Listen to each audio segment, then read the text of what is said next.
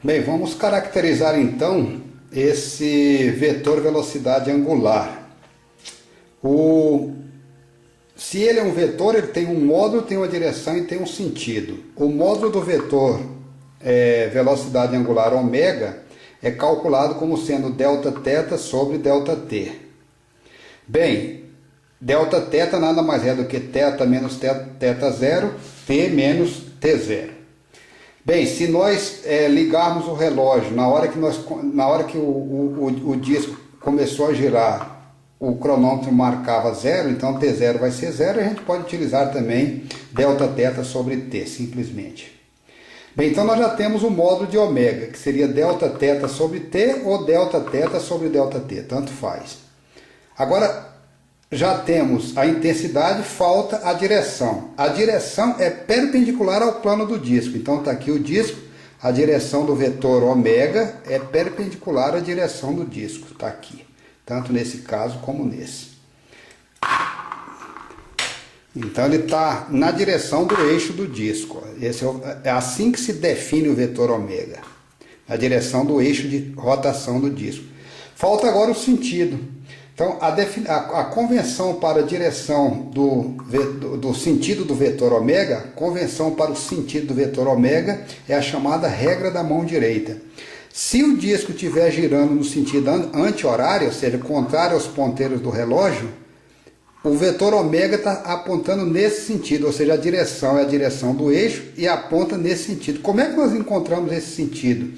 E como é que se emprega a tal da regra da mão direita? Eu vou dar uma mostrada aqui, ó. Pegue a mão, fecha os dedos da mão, deixa o polegar aberto. Se estiver girando nesse sentido, que é contrário aos ponteiros do relógio, o vetor ômega está apontando segundo o meu polegar, ou seja, para fora do disco. Se ele estiver girando no sentido contrário, ou seja, como está mostrado aqui, fecha os dedos novamente e vira o polegar para baixo. Então está apontando para baixo. Bem, isso aqui pode ser visto também. Bem, essa é a forma de convencionar esse vetor velocidade ômega. O módulo dele é Δθ sobre T, a direção é a direção do eixo de rotação e o sentido se emprega a chamada regra da mão direita.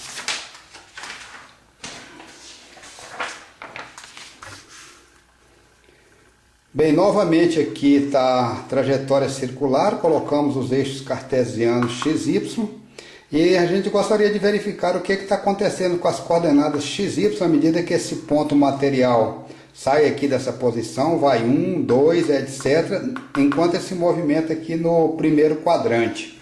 Primeiro quadrante, segundo quadrante, terceiro e quarto e assim por diante. Veja que quando ele passa da posição 1 para a posição 2, quando ele estava aqui na posição 1, ele tinha coordenadas x1 e y1. Quando ele deslocou, percorreu esse arco de 1 para 2, as coordenadas agora é x2 e y2. Olha que ele saiu de x1 e veio para x2, encolheu. E olha que ele saiu de y1 e foi para y2, aumentou. Então, enquanto o ponto material está deslocando nesse primeiro quadrante, o valor de x está encolhendo e o valor de y está aumentando. É só dar uma analisada nessa apresentação que está aqui, que é bastante simples. Seria interessante você analisar também o que acontece no segundo quadrante, no terceiro quadrante e no quarto quadrante, para ver se essas coordenadas x e y têm alguma coisa a ver com as funções seno e com a função cosseno.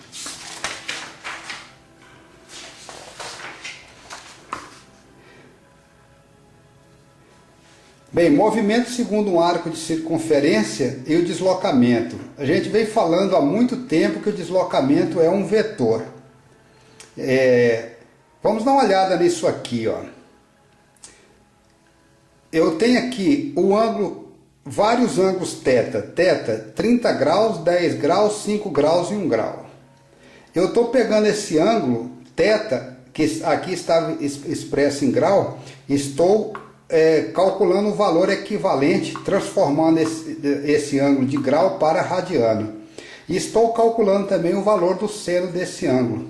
Quando o ângulo é 30 graus, o seu valor em radiano é 0,5236 e o seno desse ângulo é 0,5 com esse tanto de casa decimal igual a zero.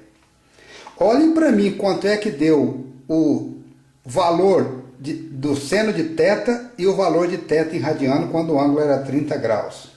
Quando o ângulo era 10 graus, o valor dele em radiano é 0,1745. E olha o valor do seno de θ, 0,1736. Quando o ângulo é 5 graus, o valor dele em radiano é 0,0872 e o seno dele é 0,0871 e assim por diante. O que eu estou tentando mostrar aqui do ponto de vista matemático é que quando o ângulo θ vai diminuindo, vai se aproximando de zero, o valor de seno de θ fica próximo, se aproxima do ângulo θ expresso em radiano, ou seja, seno de θ se aproxima de θ.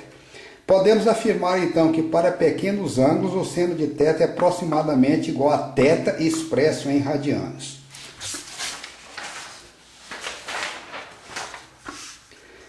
Por que eu mostrei essa transparência, essa página anterior e pedi que vocês acompanhassem? Olha aqui, tem aqui uma trajetória, que é essa circunferência, esse arco de circunferência vermelho em S.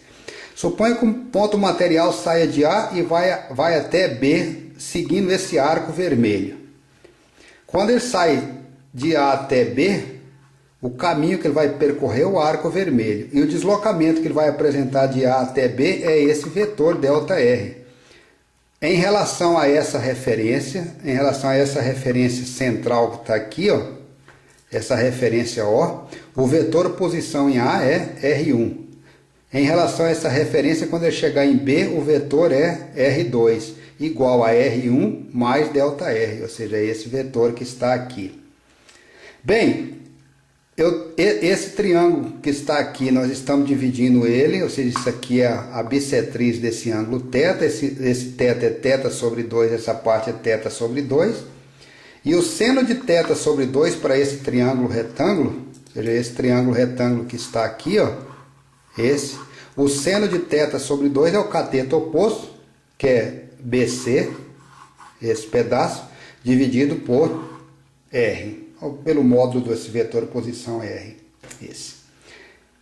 Para θ pequeno, nós vimos na transparência anterior que seno de θ sobre 2 é aproximadamente igual, ou seja, o seno do ângulo é o próprio ângulo, ou seja, seno de θ sobre 2 é aproximadamente igual a θ sobre 2.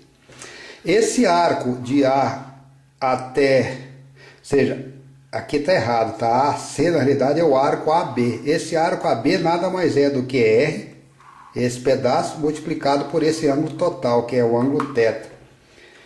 θ sobre 2 a gente viu aqui que é aproximadamente BC sobre R, e o ângulo θ então vai ser 2 vezes BC sobre R. θ é igual a C sobre R, é o arco AB sobre R, que vai ser igual a 2BC sobre R. Logo, para θ pequeno, esse arco que vai de A até B, esse aqui precisa de ser corrigido, o arco AB aproxima-se da corda que vai de A até B. Isso quando θ tiver valores pequenos.